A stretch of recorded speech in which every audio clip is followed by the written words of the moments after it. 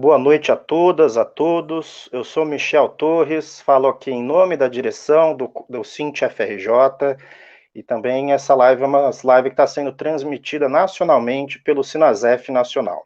Em nome da coordenação do SINT-FRJ, a gente agradece aqui a parceria, né, com o nosso sindicato nacional para a transmissão dessa atividade política que consideramos de suma importância para compreender o cenário atual em que estamos situados.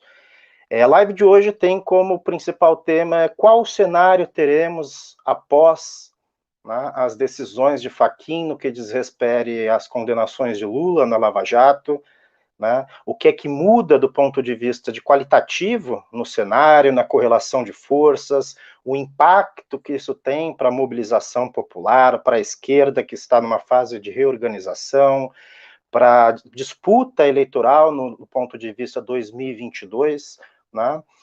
Por um lado, nós temos visto aqui um cenário bastante conturbado na conjuntura brasileira e trouxemos agora para falar aqui com o nosso público um especialista, né? Ele que é professor aposentado do Instituto Federal de São Paulo, já bastante conhecido na nossa categoria, o professor Valério Arcari.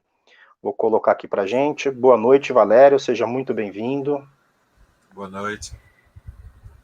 Essa live de hoje, portanto, como eu dizia, está sendo transmitida pelos nossos canais do YouTube, do Facebook, tanto do SINT-FRJ quanto do Sinasef Nacional, né? Você vai poder assisti-la ela posteriormente, inclusive, que nós deixaremos o registro da gravação. Pois bem, Valério, vamos contar aqui com a participação também da tradução de Libras, né, da nossa companheira Carla e do companheiro Juan, que vão estar se revezando aqui para traduzir, né, a nosso bate-papo aqui em âmbito nacional, né? Essa é uma iniciativa do Sinasef Nacional, um compromisso que nós temos para não reproduzir a desigualdade de acesso à informação nas nossas atividades políticas. Muito bem.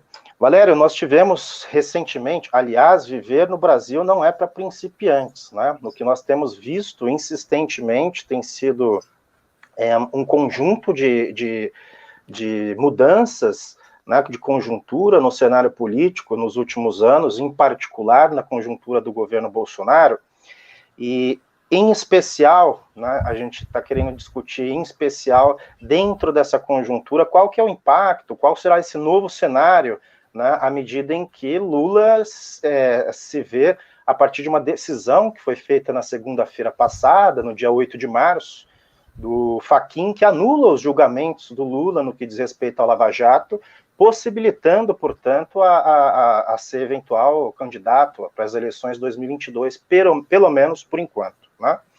Então, a gente tem visto um cenário internacional se mobilizar em torno desse tema, não apenas nacional, dada a expressão, né, que Lula e o Partido dos Trabalhadores têm no continente latino-americano. A gente viu um cenário, pelo menos na nossa América do Sul, aqui no nosso continente, lembrar Chile, Bolívia, Equador, Argentina, né, de mudanças de situações, de um cenário, digamos assim, pós-ascenso de uma direita para uma situação mais favorável, digamos assim, de aberturas para aquele campo de esquerda, né? E com a decisão do Fachin para cá, o que a gente vê é que Lula e PT voltam a ter força política, ou melhor, eles voltam para a pista, né, como a turma está dizendo nas redes sociais. O Lula voltou para a pista. Ele continua agora no cenário propriamente dito. Isso, ao meu ver, tem um fundo político e, ao mesmo tempo, emocional. Qual é o fundo político? Ele digamos assim, de certa forma, traz uma nova correlação de forças políticas no Brasil. Não sabemos se isso altera, de fato, a correlação de forças sociais entre as classes, mas traz uma dinâmica distinta, né, na medida que há um rearranjo do ponto de vista da disputa eleitoral. O impacto emocional é no impacto na subjetividade, ou seja, Lula empolgou a militância, né, no seu discurso agora, semana passada, e isso traz um impacto muito grande na medida em que, nos últimos anos, os ativistas de esquerda, de todos os campos, né, os ativistas progressivos, da esquerda socialista, do centro-esquerda, se animaram à medida em que a gente tem tido um conjunto de derrotas políticas muito grande, né? E esse cenário trouxe, vamos dizer assim, um certo um certo alívio do ponto, ou expectativa, esperança do ponto de vista subjetivo para muita militância da esquerda. Pois bem, queria que você falasse um pouquinho sobre esse contexto, tendo em vista um agravamento da pandemia no país, né? O que isso representou na conjuntura de Bolsonaro, propriamente dito, né, nas suas posições, e no cenário eleitoral, um possível eleitoral para 2022. É preciso lembrar que a gente tem um cenário de pós-impeachment, por exemplo, do presidente em Paraguai, né? Eu acho que isso traz impactos também políticos para a realidade brasileira, e o pronunciamento do Lula ele foi divulgado mundialmente. Eu vou ler aqui rapidinho alguns dos principais manchetes dos jornais internacionais, só para a gente ter uma dimensão. O Le Monde, que é um periódico francês, a decisão tem efeito de uma bomba no Brasil. O New York Times, né, bastante conhecido em termos internacionais, diz que esse cenário remodela o futuro político do Brasil. O País, Lula está elegível. O Diário Português, Lula foi alvo de conspiração da justiça. The Guardian, possível retorno sensacional de Lula. Corriere della Sera, da Itália, agora ele pode se candidatar novamente. La Nación, Argentina, Lula foi preso para impedir de ganhar as eleições. Valério, muito bem-vindo. Agradecer mais uma vez a sua participação, a sua colaboração aqui com as atividades sindicais do FRJ, do Sinasef. A palavra é tua. Muito bem. Boa noite. Espero que estejam todos bem. Falar um pouco da conjuntura brasileira exige perspectiva. Veja, nós estamos no auge da pandemia. Acabo de receber aqui a informação do Miguel Nicoleles, que é meu amigo palmeirense, de que os dados de hoje são 679 óbitos somente em São Paulo. O recorde anterior era de 521 mortos. E nós tivemos hoje 679 óbitos só no estado de São Paulo. Isso é um indicador da gravidade, né? Provavelmente os números nacionais são igualmente terríveis. Nós estamos no auge da pandemia e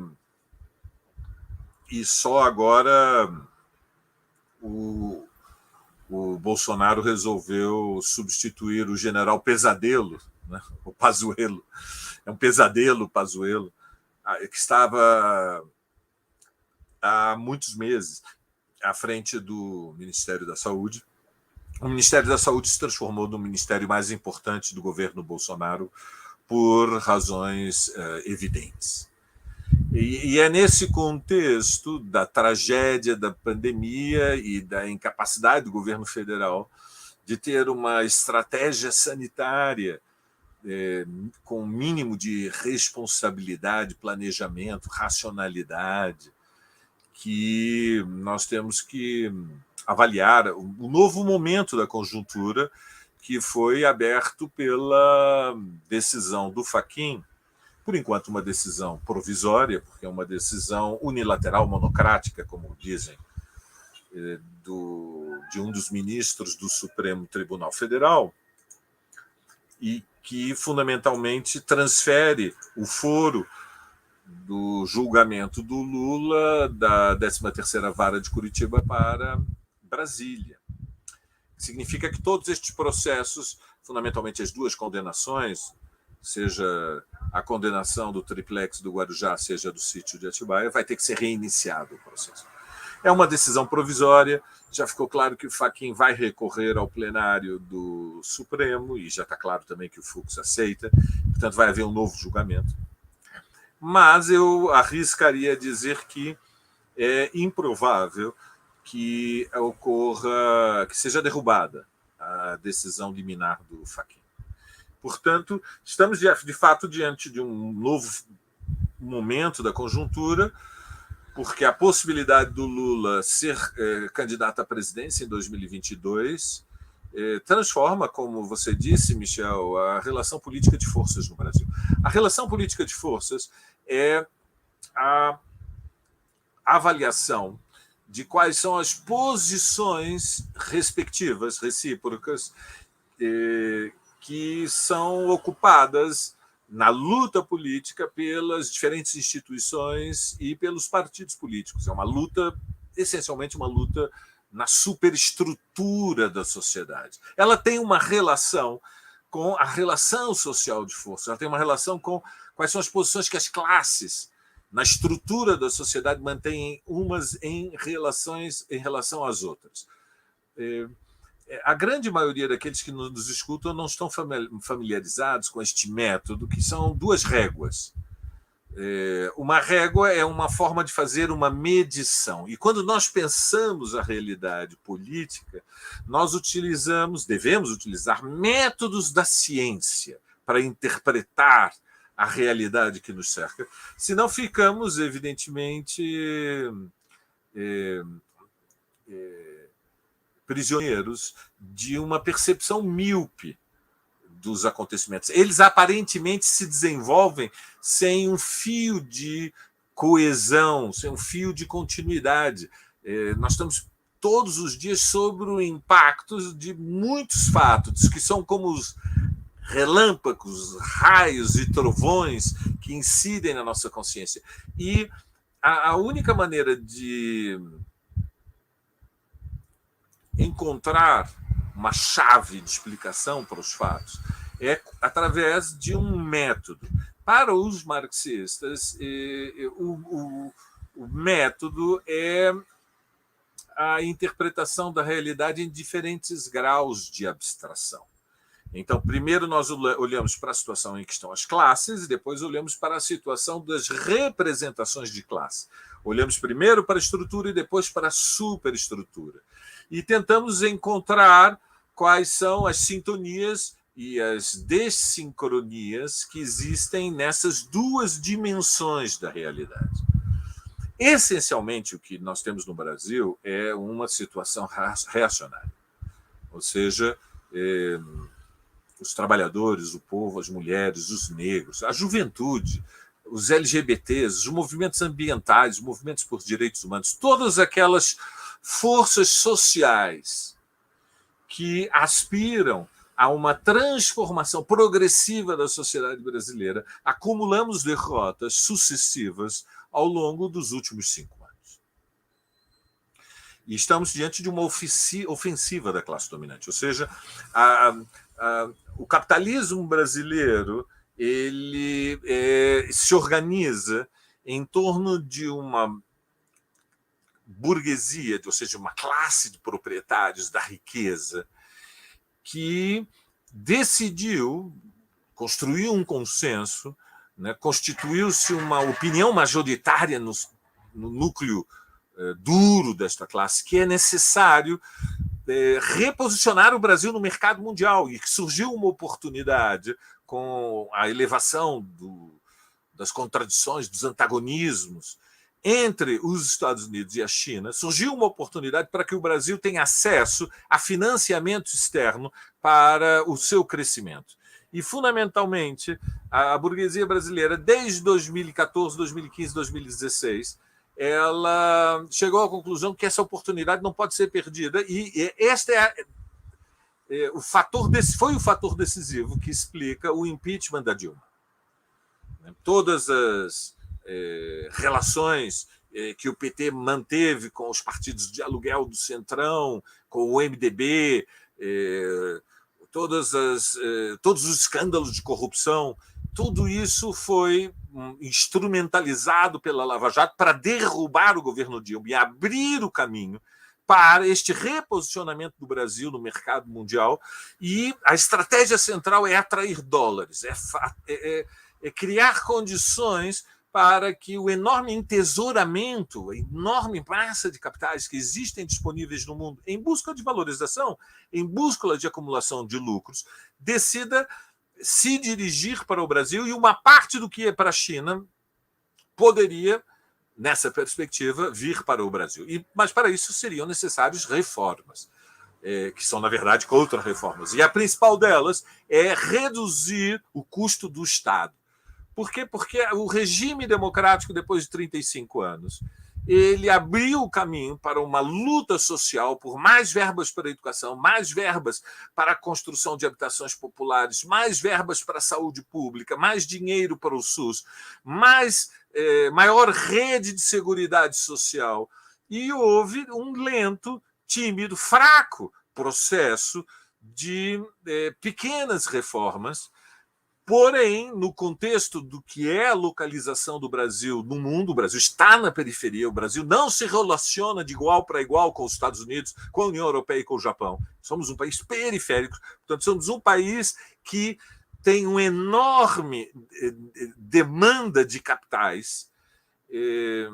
E a conclusão é que a burguesia chegou, Michel, é que é necessário reduzir o custo do Estado, porque a democracia ficou cara demais. A educação pública ficou cara demais, a saúde pública ficou cara demais, a previdência social ficou cara demais. E o Estado tem que cumprir um papel no investimento para voltar a crescer, porque é o crescimento, e são conscientes disso, os patrões são conscientes disso, os capitalistas.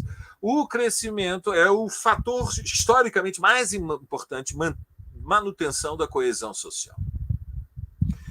E nesta operação dos últimos 5 anos, é uma operação política de grande envergadura, os trabalhadores e as massas populares acumulamos muitas derrotas. E, portanto, é uma situação reacionária. Nós estamos na defensiva, eles estão na ofensiva.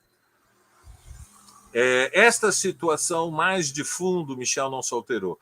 Mas a conquista dos direitos políticos do Lula são uma expressão da turbulência nas alturas, das fraturas na classe dominante, e prevaleceu uma solução que é negociada, que é a transferência do julgamento do Lula de Curitiba para Brasília, que é uma maneira de reduzir o conflito. Por que é necessário reduzir o conflito? Porque a Operação Lava Jato foi uma atrapalhada. E hoje há provas de que foi uma atrapalhada jurídica, ou seja, que os procuradores em Curitiba e o juiz Sérgio Moro se entusiasmaram e se embriagaram com a sua narrativa, né, com o discurso ideológico exaltado que ofereceram ao país, e cometeram inúmeras ilegalidades. E, portanto, a sustentação destas duas condenações do Lula era impossível de ser feita no Supremo Tribunal Federal, porque as ilegalidades são escandalosas. Ou seja, o que ocorreu na cumplicidade da relação do Dallagnol e dos procuradores com o Sérgio Moro é um escândalo. E, portanto, deixa um precedente que seria uma ameaça para a própria classe dominante. E ela se dividiu, se fracionou. E, embora haja uma maioria, a massa da burguesia sustenta o governo Bolsonaro e, evidentemente, apoia a Lava Jato, há um núcleo que tem muito poder, que está muito concentrado na fração paulista da burguesia brasileira, que não está disposta a passar pano no Sérgio Moro, mas, por outro lado, era necessário tentar salvar todos os outros julgamentos da Lava Jato. Então, a solução improvisada pelo Fachin, numa decisão pessoal, foi para proteger o Sérgio Moro e, fundamentalmente, preservar intacta o grosso da Operação Lava Jato, transferir o julgamento do Lula para Brasília. É a maior vitória política democrática dos últimos 5 anos. Evidentemente, porque sem a Operação Lava Jato não é possível compreender qual foi a dinâmica política do Brasil, que culminou em 2018 com a eleição de Bolsonaro, que até então era um personagem folclórico e na margem da vida política. E nesse contexto, eu creio que nós podemos dizer que foi realmente abriu um novo momento da conjuntura, o que não permite tirar conclusões neste momento sobre qual será o desenlace, o destino do governo Bolsonaro. ele vem numa dinâmica de desgaste. É um processo lento, não nos enganemos. Nós podemos medi-lo através de inúmeras variáveis, há muitos indicadores, não são somente as pesquisas de opinião, nós temos outras formas de tentar medir quais são as bases de sustentação social do governo Bolsonaro. Então, nós vemos que há tensões no interior da classe dominante, em grande medida provocadas pelo caos da gestão da peste. O governo brasileiro é provavelmente o pior governo do mundo da gestão da pandemia. Pode ser que haja algum governo tão ruim como o Bolsonaro, teremos uma perspectiva histórica mais clara daqui a alguns anos, mas pior do que o governo Bolsonaro é altamente improvável. O Brasil, neste mês de março, não tem as vacinas necessárias para aproveitar a estrutura do SUS, que teria a capacidade de garantir entre 1 milhão e 2 milhões de vacinações diárias. Nós estamos muito longe disso, né? A nossa média diária oscila em torno de 300 mil pessoas sendo vacinadas, que é muito baixo para a capacidade instalada do SUS, do Sistema Único de Saúde.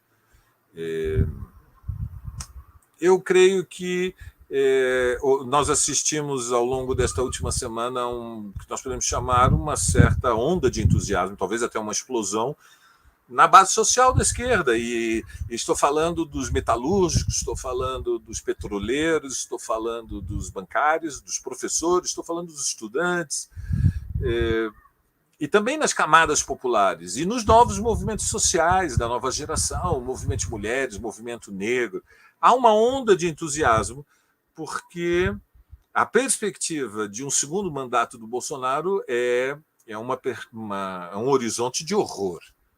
E, embora as derrotas tenham como efeito colateral o rebaixamento das expectativas, a hipótese de que Bolsonaro possa ser derrotado por uma candidatura de esquerda no segundo turno de 2022, ela alimenta a esperança de que este tormento possa ter um fim.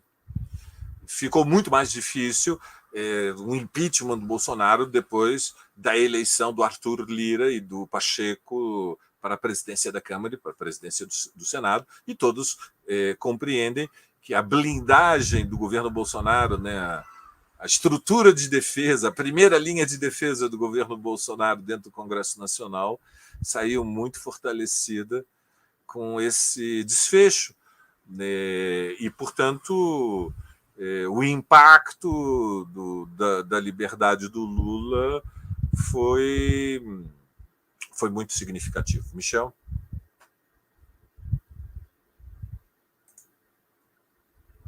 Câmbio. Muito bem, Valério. Agradecemos aqui nessa primeira parte. Eu vou tentar. Eu estou com uma pequena dificuldade que eu estou me ouvindo aqui um pouco duplicado, mas não tem problema, vou tentar ajustar aqui o meu áudio. Tem uma série de pessoas aqui participando. Eu vou fazer aqui rapidamente a leitura das principais questões que foram colocadas, né? Diego Lima coloca a seguinte questão: na visão do Valério, há espaço para a eleição de Lula em 2022 sem uma nova carta ao povo brasileiro? Ou talvez traduzindo em compromisso com a manutenção das reformas e do teto dos gastos? Então, para lembrar a todos e todas, a Carta ao Povo Brasileiro foi uma iniciativa política às vésperas da eleição de 2002, né, em que Lula, enquanto candidato à presidência pelo Partido dos Trabalhadores, assume o compromisso, né, sobretudo com o grande capital, com os bancos, da manutenção do programa econômico, né, do governo anterior, da burguesia. Então, em que medida que o Diego está perguntando, Valério, que o Lula teria que fazer alguma sinalização para, digamos assim, para retomar uma concertação de classes, né? Temos aqui também a pergunta do nosso querido Paulo Pedrini, da Pastoral Operária de São Paulo. Com a retomada dos direitos políticos de Lula, já temos claramente a possibilidade da sua candidatura e talvez apoiada por uma frente. O que é melhor para o PSOL? Candidato próprio ou apoiar o PT?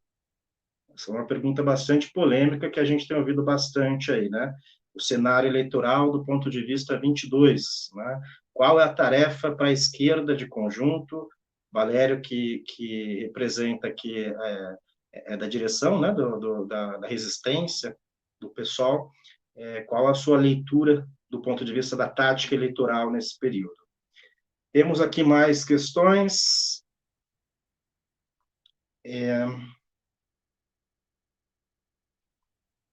me perdi um pouquinho, porque como o meu áudio estava ficando duplicado, eu tive que tirar aqui, deu uma pequena perdida.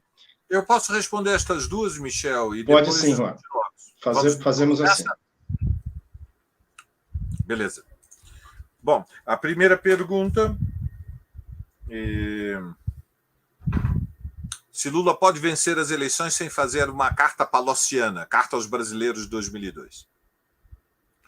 Veja, nesse momento é completamente impossível prever qual é o resultado de 2022 e quem tem uma opinião sobre isso é autoengano ou é charlatanismo. Não há nenhuma possibilidade, com um ano e meio num país como o Brasil, de antecipar com um mínimo de... uma margem de erro minimamente séria quais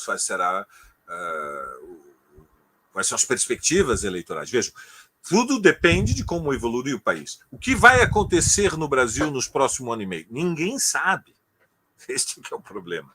Veja, nós estamos, neste momento, no auge da pandemia. O que é que nós podemos dizer?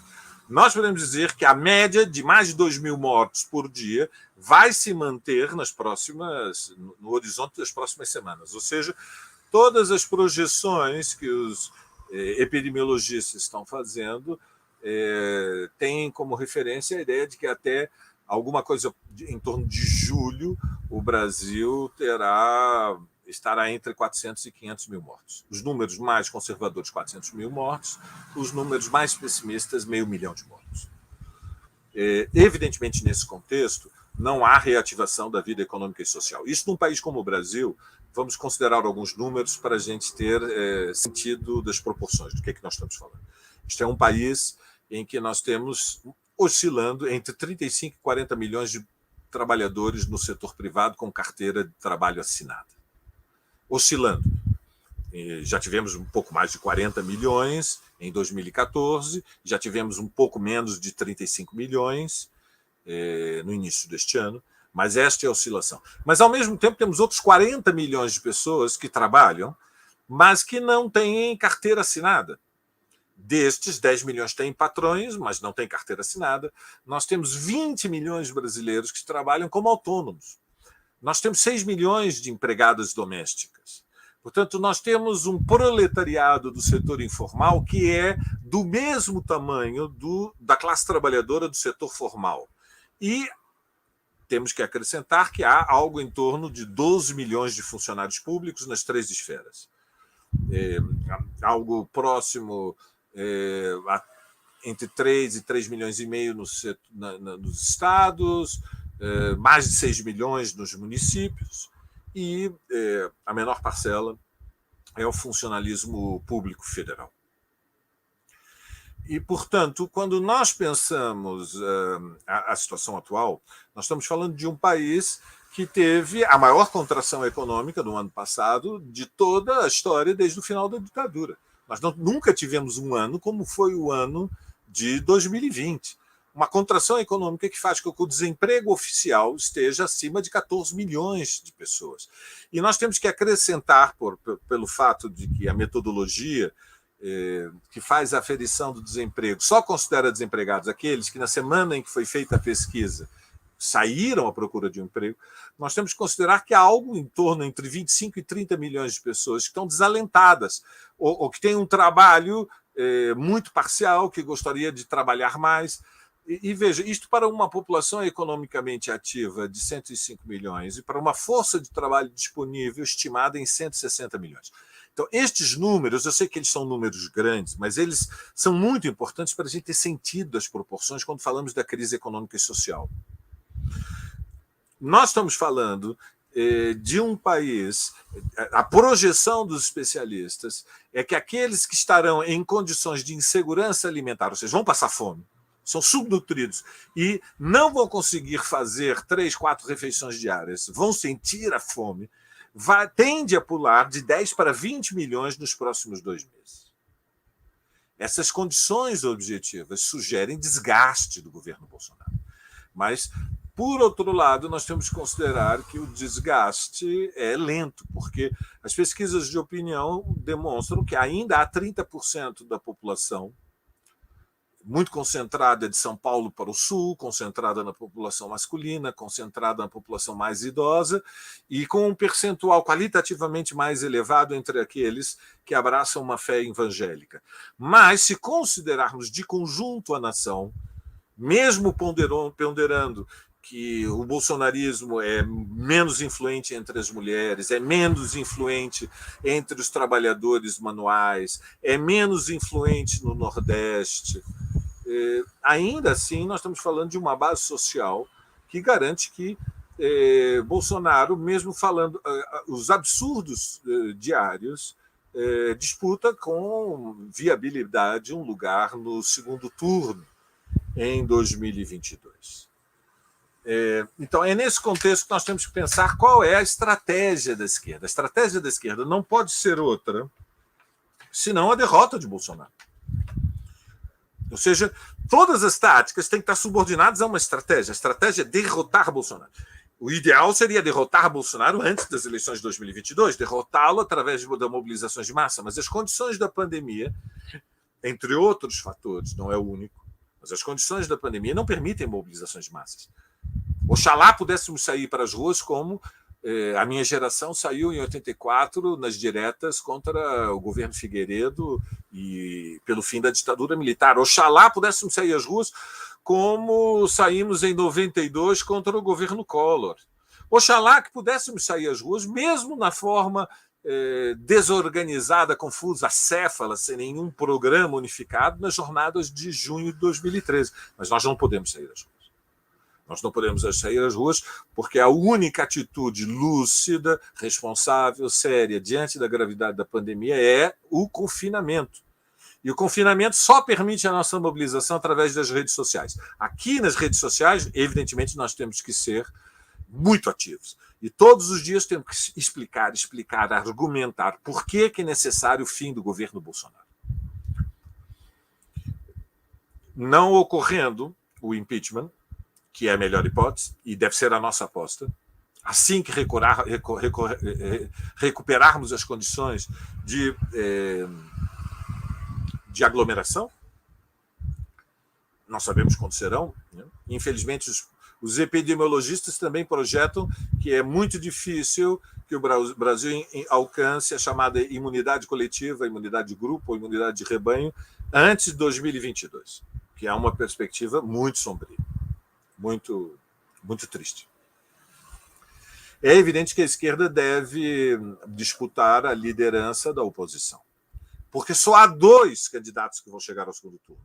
E, mantidas as atuais condições de temperatura e pressão, que nós não sabemos se vão ser mantidas, mas a única maneira de fazer um cálculo é considerar as condições atuais, e nas condições atuais o que nós assistimos é um desgaste lento, porém ininterrupto do governo Bolsonaro. Não intenso bastante para considerar que ele é uma carta fora do baralho no segundo turno. Estando, portanto, a hipótese mais provável de Bolsonaro presente no segundo turno, a questão é que a esquerda tem que ter um candidato no segundo turno. E isto é uma luta política. Por quê? Porque no Brasil não há somente 2 grandes campos políticos. Bolsonarismo de um lado e a esquerda, o PT, o PSOL, o PCdoB e os menores partidos. Há um terceiro campo. E esse terceiro campo não é irrelevante. Esse terceiro campo ele articula o governo de São Paulo com o governo do Rio de Janeiro. Estamos falando de Dória e de Paes, que os 2 acabaram de sair vitoriosos dos processos eleitorais municipais.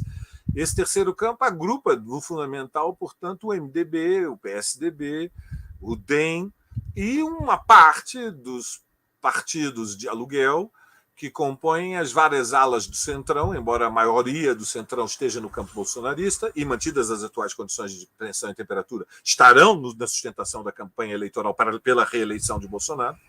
Mas existe um terceiro campo que procura uma candidatura. Especularam com o Sérgio Moro, mas é improvável que o Sérgio Moro possa cumprir esse papel diante do desmoronamento da Lava Jato. O Dória é candidatíssimo, mas vai ter que enfrentar um processo de prévias internas dentro do PSDB contra o Eduardo Leite. E o Rodrigo Maia e o DEM querem intervir e oferecem a legenda do Democratas para o Luciano Huck, que, por sua vez, não decidiu se quer substituir o Faustão no programa de domingo da Globo ou se quer ser candidato à presidência do Brasil, o que é, no mínimo, esdrúxulo, digamos assim. Está em dúvida.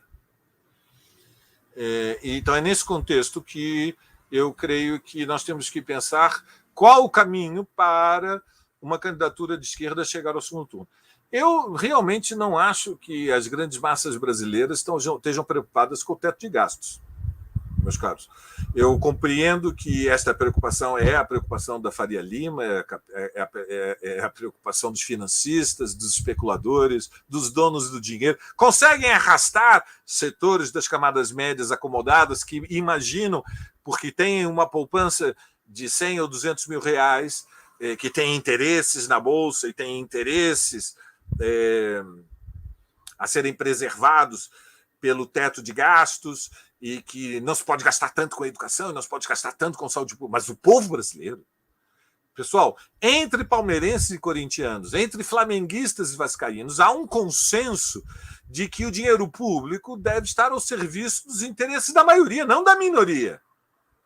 E, portanto, a Lei Teto dos Gastos foi feita para garantir tranquilidade aos credores da dívida pública, para garantir tranquilidade aos investidores da Bolsa de Valores, para garantir tranquilidade aos interesses capitalistas, que são minoritários, mas é que são minoritários numa escala que são quase invisíveis diante do drama social brasileiro. Recordemos, estamos falando de uma classe trabalhadora de mais de 75 milhões de pessoas. Estamos falando de um país em que o salário médio é R$ 2.200. E nós estamos falando de um país em que metade da população economicamente ativa ganha até 2 salários mínimos. Para não falarmos daqueles que estão nas condições da miséria biológica, que hoje são 10 milhões, mas tendem a ser, como disse anteriormente, 20 milhões nos próximos 6 meses. E, portanto, uma campanha de esquerda é uma campanha que tem que falar aquilo que interessa às massas, tem que falar em revogação da lei do teto dos gastos, tem que assumir o compromisso de que o Estado está em primeiro lugar ao serviço dos interesses da maioria. Portanto, uma carta palossiana, né, do ex-ministro Palocci, que foi quem articulou a Carta ao Povo Brasileiro das eleições de 2002, para tranquilizar a Avenida Paulista, ela não creio que faça sentido. Em 2002, o objetivo da Carta aos brasileiros era tentar neutralizar o perigo de que houvesse algum tipo de manobra golpista se o Lula viesse a ser eleito. Lembrem-se que no Brasil houve uma contra-revolução. Na sequência da Revolução Cubana, a burguesia brasileira deu um golpe de Estado. Usou métodos de guerra civil, colocou os tanques nas ruas. Nós estamos falando de dezenas de milhares de presos, nós estamos falando de centenas de mortos. Nós estamos falando de 20 anos do regime do terror, da ditadura, da censura, da perseguição, da destruição das liberdades democráticas, do estrangulamento da universidade, do cerceamento do mundo da cultura e da arte. Então, existia, com razão, um temor que era saber se a burguesia brasileira tinha ou não assimilado a ideia de que um governo moderado de esquerda, um governo do Lula, um reformista, insuspeito de tentação revolucionária, poderia ser tolerável no contexto de um regime democrático eleitoral. Eu achei um erro completo, considero uma tragédia que foi a Carta aos Brasileiros, mas não foi por causa da Carta aos Brasileiros que o Lula foi eleito. O objetivo das cartas brasileiras era tranquilizar a classe dominante, que não havia por que se preocupar, porque Lula não tinha impulso revolucionário, sequer impulsos radicais como os de Chávez na Venezuela. Muito bem. Eu achei que foi não somente um erro, como foi desnecessária, porque a rigor, o núcleo duro da burguesia brasileira, que são algumas dezenas de milhares de famílias, não são muito mais do que 25, 30 mil famílias, era plenamente consciente de quem era o Lula. Não foi um improviso histórico a candidatura do Lula. Ele perdeu as eleições em 89, perdeu em 94, perdeu em 98. Portanto, em 2002, e com o PT tendo estado à frente da gestão de prefeituras como a de São Paulo ou a de Fortaleza, entre outras, e mesmo de governo do Estado, como no Espírito Santo, não havia muitas dúvidas que o PT é um partido de trabalhadores com um programa reformista que pretende uma concertação social, uma negociação com o capitalismo brasileiro para regular os limites da violência, da superexploração do capitalismo brasileiro. E, portanto, eu creio que é totalmente desnecessário em 2022. Creio que, inclusive, qualquer movimento nessa direção seria contraproducente.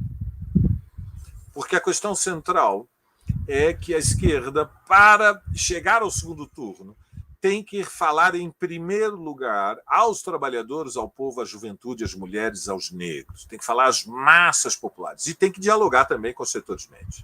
Porque os setores médios também estão estrangulados. Esses setores médios que se deslocaram, na maioria, para o apoio a Bolsonaro, são heterogêneos.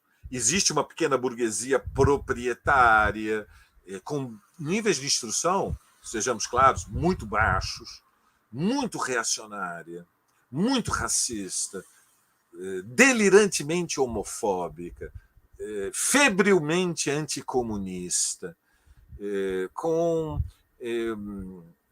exasperada hostilidade às massas populares e às suas reivindicações. Mas as novas classes médias também existem. Existe uma nova classe média de pessoas que nasceram em famílias de trabalhadores assalariados, famílias com escolaridade baixa, e que elevaram seus níveis de instrução e encontraram uma inserção social um pouco mais elevada, mas que estão também estrangulados, porque tem que pagar a mensalidade da escola particular dos seus filhos, diante da tragédia que é a escola pública, não nos institutos federais, evidentemente.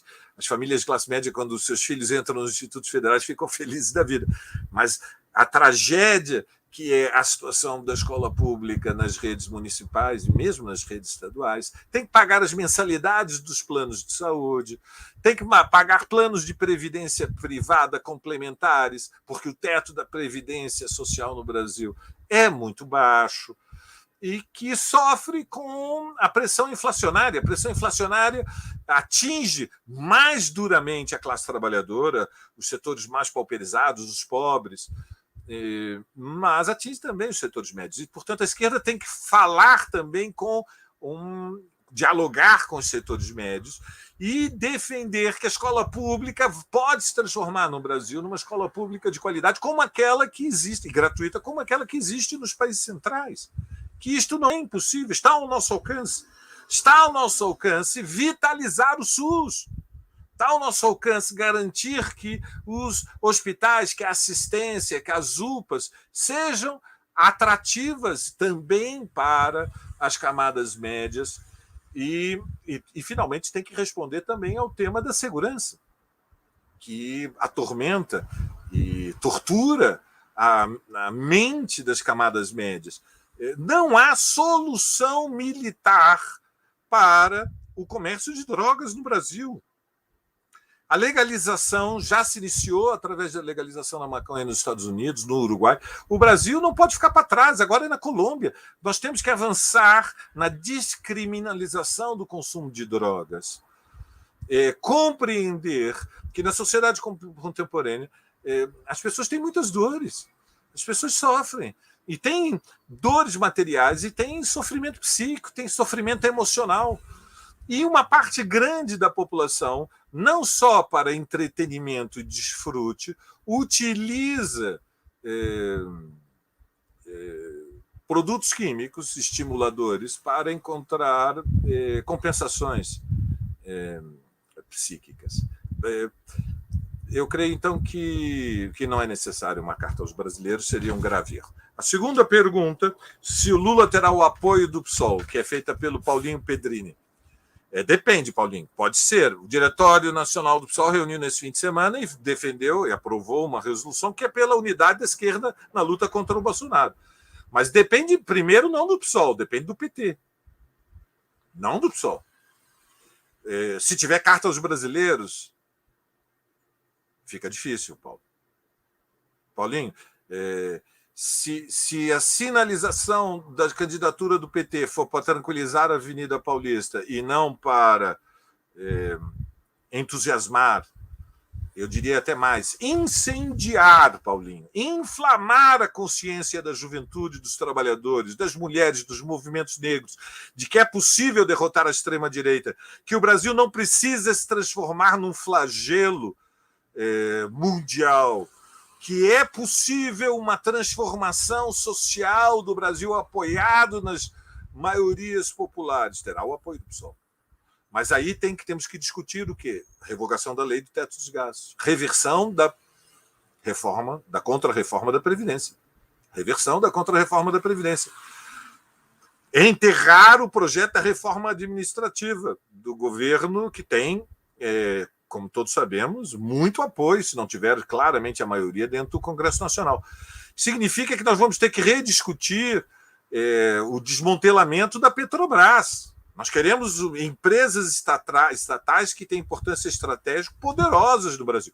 Mas também temos que discutir a valorização do salário mínimo. Temos que discutir um plano de trabalho para todos. E o Estado tem que ser um garantidor de emprego em última análise. E nós temos que discutir um programa de distribuição de renda através de políticas de renda mínima. Mas nós temos que discutir também mudanças que são, aparentemente, temas tabu e completamente proibidos no Brasil. Já falei da descriminalização das drogas, mas nós temos que falar da legalização do aborto. Não pode ser que nós tenhamos uma legislação medieval para tratar um tema que é, evidentemente, saúde pública e que condena milhares e milhares, dezenas de milhares, se não centenas de milhares de mulheres todos os anos até fazer abortos em condições infames, indescritíveis, colocando em risco a sua própria vida. Nós temos que discutir criminalização das queimadas na Amazônia. Nós temos que dizer que um governo de esquerda protege a Amazônia e que quem fizer queimada na Amazônia vai ter suas fazendas expropriadas, vai para a prisão, que é crime contra a humanidade. Você está vendo, Paulinho? Então, o PSOL vai para o diálogo com a mente aberta, com o coração cheio de esperança, com vontade de constituir uma frente de esquerda, mas é uma frente de esquerda com um programa de reformas estruturais, Paulinho, com algumas medidas anticapitalistas, trabalho para todos, anticapitalista, porque capitalismo é desemprego. E nós temos que constituir uma mesa para iniciar negociações. E nós aprovamos isso, queremos uma mesa de negociações. O Guilherme Boulos está dizendo isso todos os dias. Nós queremos a unidade de esquerda para derrotar Bolsonaro. Nada é mais importante que derrotar Bolsonaro. Mas o PSOL não é uma linha auxiliar do PT. O PSOL não é um puxadinho do PT. O PSOL é um partido socialista com impulso revolucionário, com impulso anticapitalista, que está disposto a, de forma madura e responsável, incorporar-se numa frente que será liderada pelo PT, com a candidatura de Lula, que é justo. Mas o PSOL quer que haja uma negociação de 4, 5, 6 pontos, em que fique claro que nós queremos eleger um governo de esquerda que seja um governo de esquerda. Nós não queremos eleger um governo de esquerda para depois chamar para o Ministério da Fazenda um sócio do Joaquim Levy. Agora, nós encaramos isso com tranquilidade e com boa disposição. E a nossa, portanto, primeira Nosso primeiro movimento é trabalhar pela frente esquerda. Está completamente descartado a apresentação de uma candidatura própria para a presidência em 2022. Não está completamente descartado. Não está, porque o PSOL não aceita documentos em branco, não passa cheque em branco para ninguém. Câmbio, Michel. Muito bem, Valério.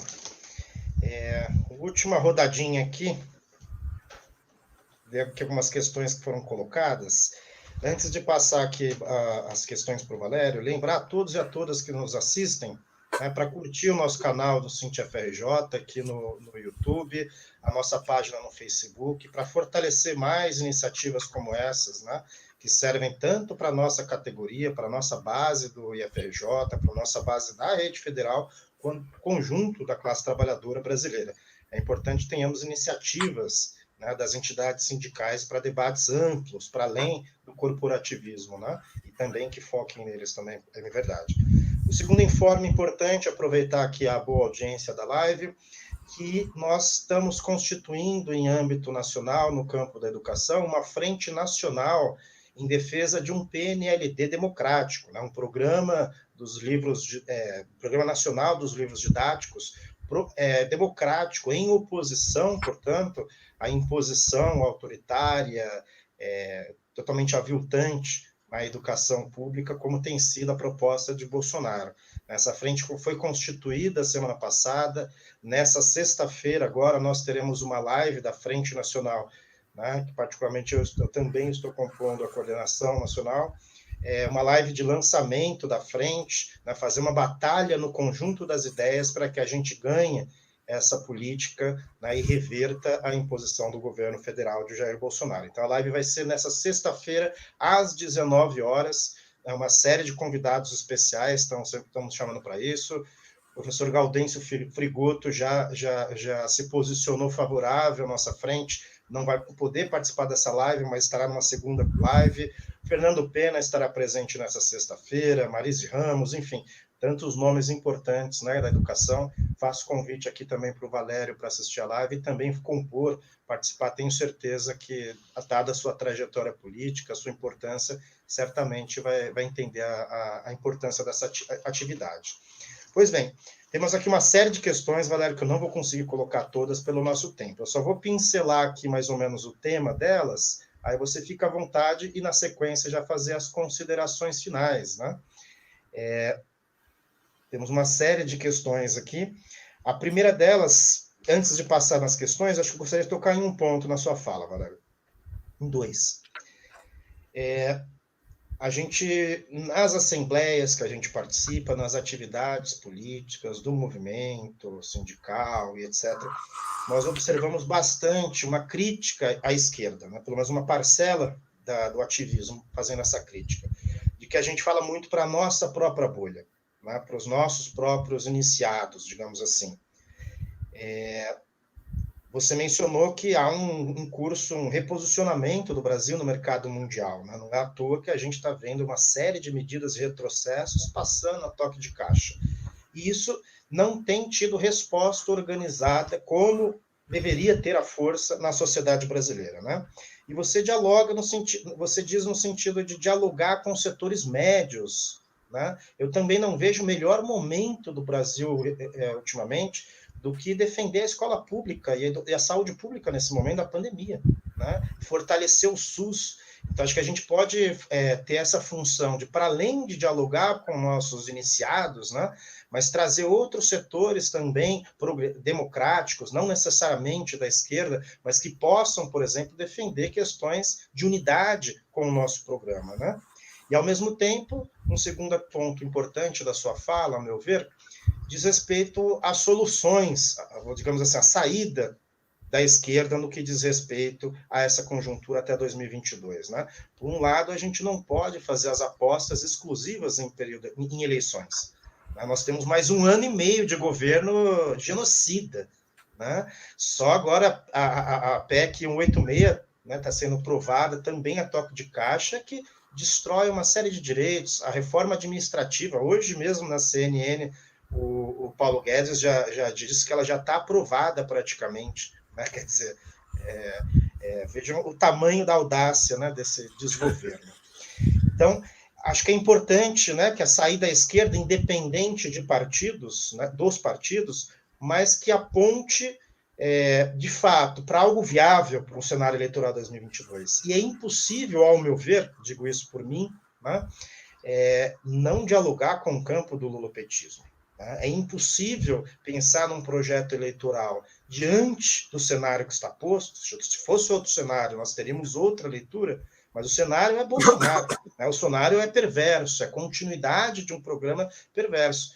Ao mesmo tempo que não é possível dialogar com esse campo, a esquerda, você chamou a atenção para um aspecto que eu tenho total convergência, ela tem que ter um programa mínimo nessa frente, né? Ela tem que ter exigências, portanto, mínimas no que diz respeito a uma saída e a não repetição dos velhos erros que cometemos, né?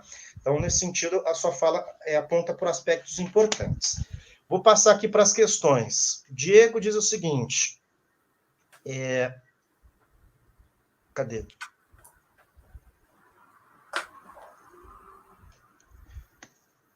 Chegaram aqui um monte de perguntas depois, quando eu fiquei falando aqui.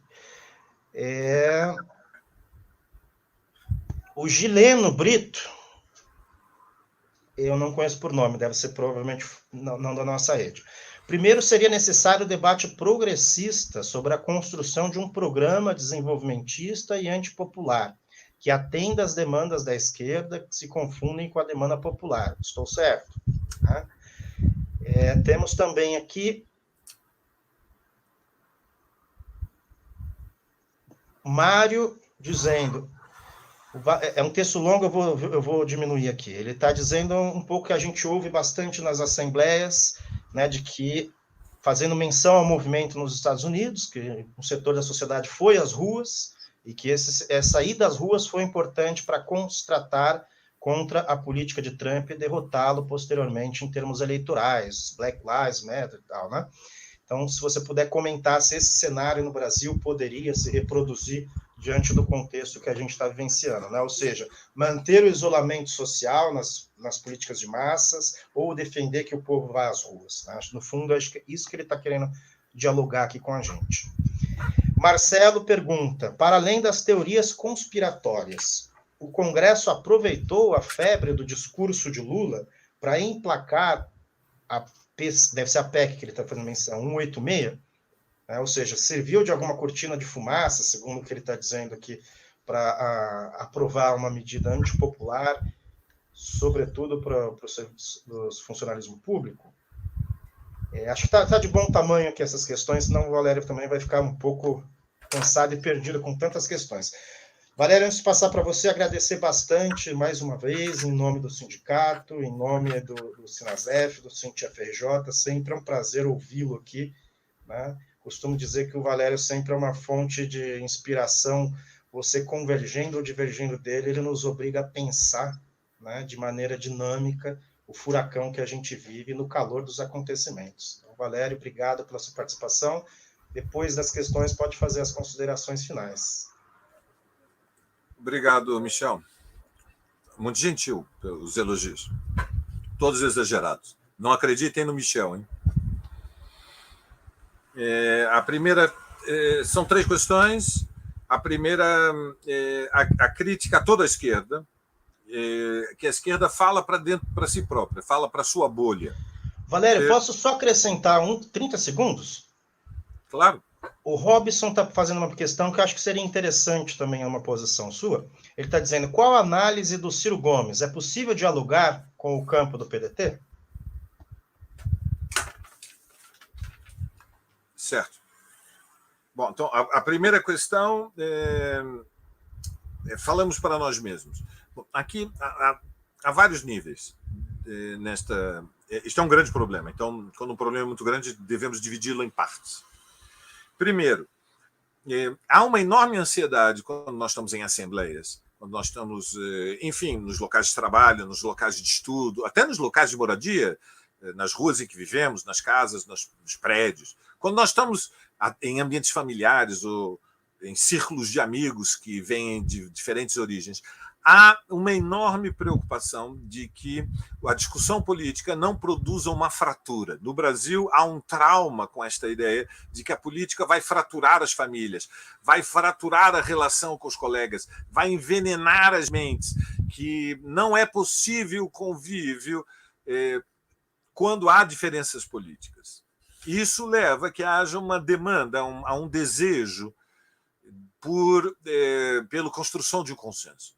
Muito bem, então, veja, o Brasil é uma sociedade fraturada, pessoal, e, evidentemente, é uma sociedade em que os níveis de conflito tendem a ser cada vez mais elevados, não menos, vai haver mais conflitos. Veja, na presidência da República há um governo articulado em torno a um neofascista, é um governo de extrema-direita, não é um governo fascista. Tem uma corrente neofascista que é justamente a corrente bolsonarista. Depois tem a corrente ultraliberal do Guedes. O Guedes não é um neofascista. Ele é um ultraliberal, é um ultra-reacionário. Não é fascista. Tem o Centrão, que é ultra-reacionário. Eles são, digamos, medievais da sua mentalidade, mas não são fascistas. E, finalmente, há a corrente militar, dentro da qual há neofascistas, e há outros que são reacionários profissionais. Então, nós temos um governo que é um governo de extremistas. Não é acidental que este governo tenha sido eleito. Eles não estavam... O Bolsonaro não enganou ninguém na campanha eleitoral, sejamos honestos. Há uma corrente na sociedade brasileira que apoia. Evidentemente, nós não podemos dizer que... quase 60 milhões de brasileiros, 57, 58 milhões, não me lembro exatamente o número, dos eleitores do Bolsonaro, no segundo turno, apoiam uma saída fascista, mas apoiaram uma saída de extrema-direita. Apoiaram. Portanto, isto é uma sociedade fraturada. Então, nós temos que aprender que há conflito, que vai haver... E, independente da nossa boa vontade, das nossas habilidades democráticas e diplomáticas, da nossa cortesia, da elegância no trato, da gentileza e da nossa capacidade de expressar sentimentos afetuosos, vai haver conflitos. Não vai haver consenso. Vai haver fraturas e vai haver disputa da maioria. E vai haver vencedores e vencidos. Se queremos vencer, temos que ter a vontade de vencer. E, portanto, temos que nos preparar racionalmente, intelectualmente, culturalmente. Nós temos que nos politizar para, com argumentos, vencer a disputa. Mas há uma dimensão emocional que nós também temos que nos preparar. Vai haver desgaste. Nós vamos apresentar argumentos razoáveis e não é que vamos ser criticados, vamos ser violentamente atacados. Seremos vítimas das intrigas, da infâmia. Haverá mentiras. Todos e cada um de nós, quando se expor numa reunião de condomínio, numa conversa no bar, vai haver controvérsia, polêmica, vamos ser atacados. E tem que ter uma estrutura, uma couraça.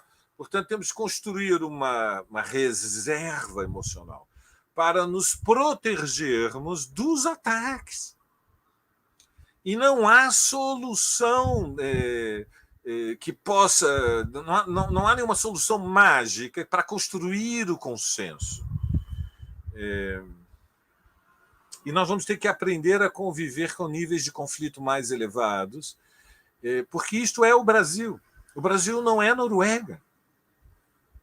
É um país que precisa de transformações e há uma massa enorme do povo que tem pressa. O povo está com pressa. A juventude negra está com pressa. As mulheres estão com pressa. As mulheres não estão pensando em vamos ter os direitos jurídicos que a França conquistou, mas daqui a 50 anos. Daqui a 50 anos, a maioria da geração atual de mulheres adultas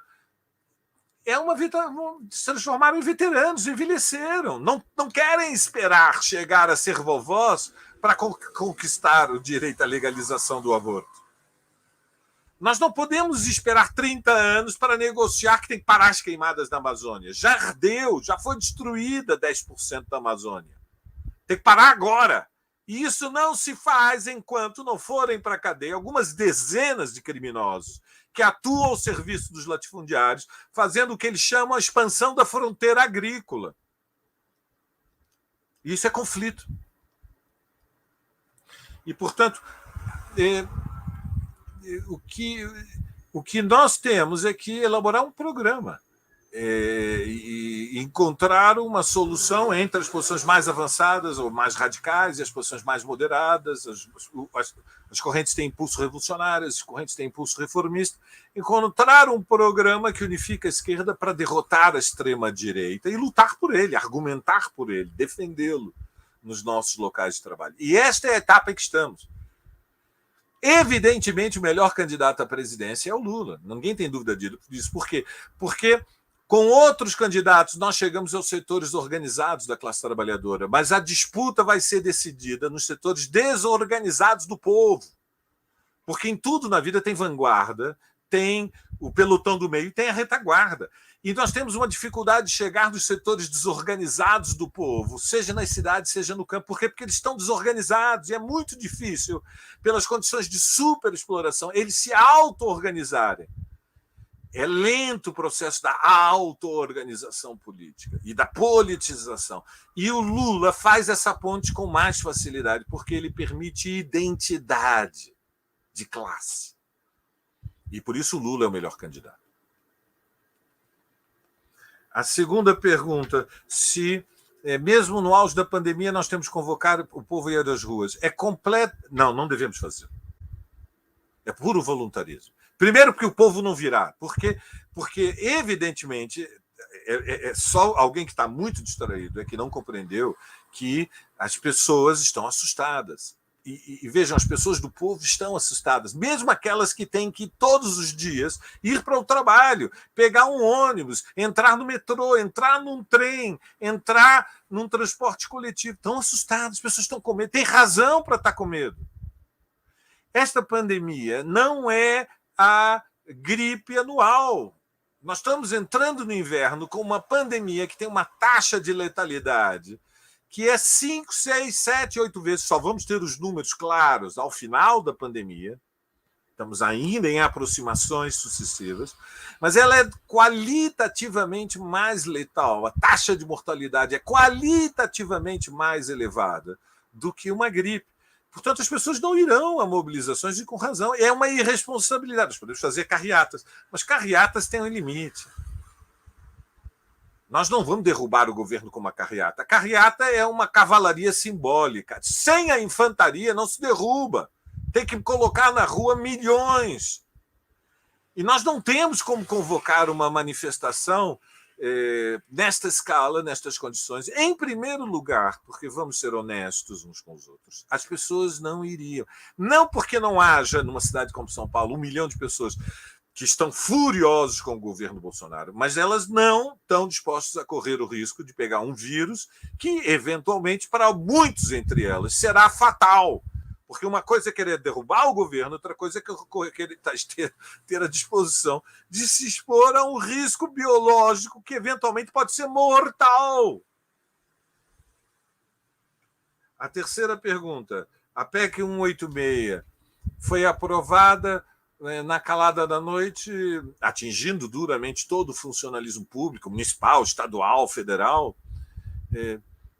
Ela iria ser aprovada se o Fachin tivesse tomado a decisão que ele tomou e o Lula tivesse feito o discurso que ele fez na quarta-feira passada, de igual maneira. A PEC ela obedece ao fato de que é insustentável nesta situação não ter algum programa de emergência, que é o auxílio, e para isso, e para tranquilizar os credores da dívida pública, em última análise, se quisermos, como quase todos os títulos estão ancorados em títulos da dívida pública, pode ser que as pessoas tenham a ilusão, não, mas a classe média também vive da renda da dívida pública, não sejamos ingênuos. As pequenas poupanças que não estão na renda variável, que não estão em ações, que estão na renda fixa, estão ancoradas quase todas nos títulos da dívida pública. Mas as pequenas poupanças não é o que nós estamos discutindo. Nós estamos falando do enorme entesouramento que o capitalismo brasileiro faz nos títulos da dívida pública. E o objetivo da PEC 186 é tranquilizar, deixar que eles tenham um sono profundo de que não há perigo de suspensão do pagamento dos juros da dívida, que o Brasil não se argentiniza, como gostam de dizer. E ela seria aprovada, de qualquer maneira, para abrir a excepcionalidade na lei do teto dos gastos, que inevitavelmente significa que, finalmente, o valor aprovado de 44 bilhões é muito pouco, é insuficiente diante da tragédia que nós vamos viver, pelo menos ao longo dos próximos 60 dias. Oxalá não seja tanto. Por último, Ciro Gomes. Veja, Ciro Gomes já fez as suas escolhas. Ele escolheu um caminho. Ele compreendeu que no Brasil há duas forças políticas e sociais muito fortes. De um lado é o bolsonarismo, a extrema-direita, que se apoia, evidentemente, em todo tipo de mentalidades retrógradas que existem no país. Lembremos que o Brasil saiu da fazenda, saiu do mundo rural há uma geração. E a cabeça não acompanha com a mesma velocidade o caminho dos pés. Então, o Brasil, uma parte do nosso povo, uma parte das camadas médias, sobretudo, e uma parte da burguesia brasileira é muito atrasada. É retrógrada, é esdrúxulamente atrasada, retrógrada e reacionária. Então, nós estamos falando de ressentimentos sociais, nós estamos falando de ódio racial, nós estamos falando de misoginia, de desconfiança das mulheres, nós estamos falando de todo tipo de veneno ideológico que faz com que uma parcela da sociedade brasileira ache que o governo Bolsonaro é uma maravilha, o problema é o povo não presta. O povo é ruim, o povo é preto, é pobre, é ignorante, o povo é ruim. O governo é uma coisa linda. Bolsonaro é uma maravilha, o Pazuello, o pesadelo, é um gênio da logística. O que nós vamos fazer? Essa é a fratura da sociedade. Vamos nos auto-enganar? Não, vamos para a luta. E o Ciro Gomes chegou com o processo desde da derrubada do golpe que derrubou o governo da Dilma Rousseff, da manobra parlamentar institucional. Ele resolveu que ele tem que disputar o espaço do centro. E ele é consciente de que o PSDB está em crise, o MDB está em crise, o DEM está em crise, e que ele pode ser a expressão desta candidatura, o caminho do meio. Ele está disputando com o Dória a liderança do que nós podemos chamar o liberalismo democrático. Ou ele, naturalmente, não sejamos adultos.